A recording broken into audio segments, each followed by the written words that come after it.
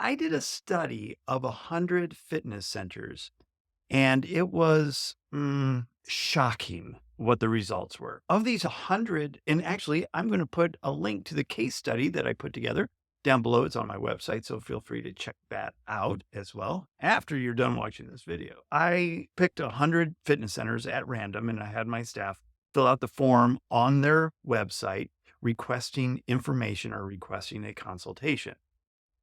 And like I said, it was shocking what the results were. Of the 100, only 23 responded with a phone call. 23 out of 100.